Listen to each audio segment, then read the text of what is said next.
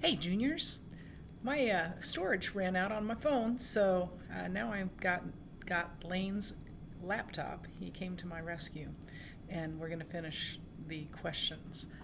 We almost got it done. I need a new phone. The sophomores have been telling me that for a long time, and I didn't believe them, but I do need a new phone, so hopefully I'll get one soon.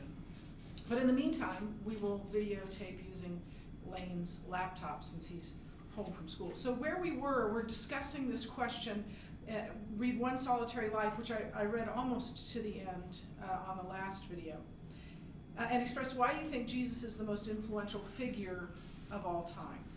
So here's the last little bit of that. I'll start at the beginning of the last paragraph. I'll back up a little bit. 20 centuries have come and gone, and today he is the central figure of the human race. I am well within the mark when I say that all the armies that have ever marched, all the navies that ever sailed, all the parliaments that ever sat, all the kings that ever reigned, put together, have not affected the life of man on this earth as much as that one solitary life. And the next thing that our authors write is, if there was no resurrection, how could this life be the most influential life of all time? About a week ago, maybe a little more, my husband and our two younger kids, Katie and Lane, were sitting around, and Jeff likes good, deep theological discussion starters. So he said, if you could name one thing that convinces you of the truth of Christ, what would it be? And each of my family members answered and had really good answers. Then it came my turn to answer. And I was thinking about what we've been studying and what we study again in Senior Bible about the resurrection of Christ. And I said, I am thoroughly convinced that Jesus rose from the dead.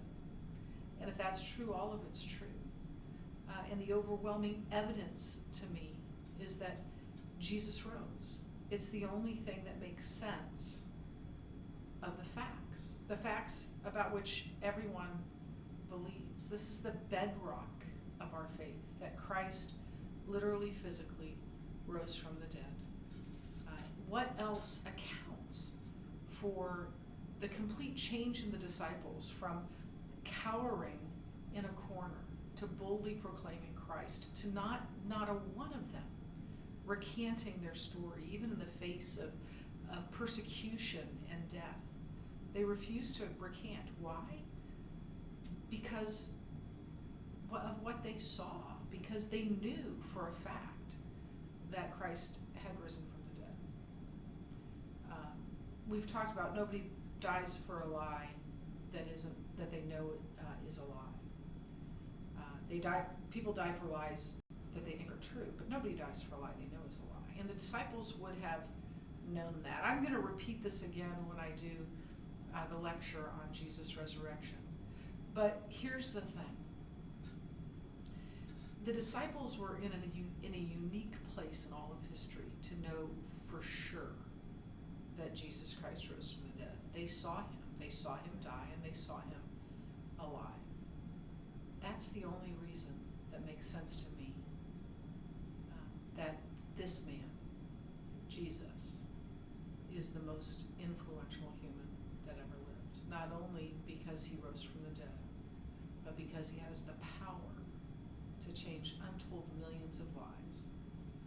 And he's coming back again to rule and reign forever. So that's my answer.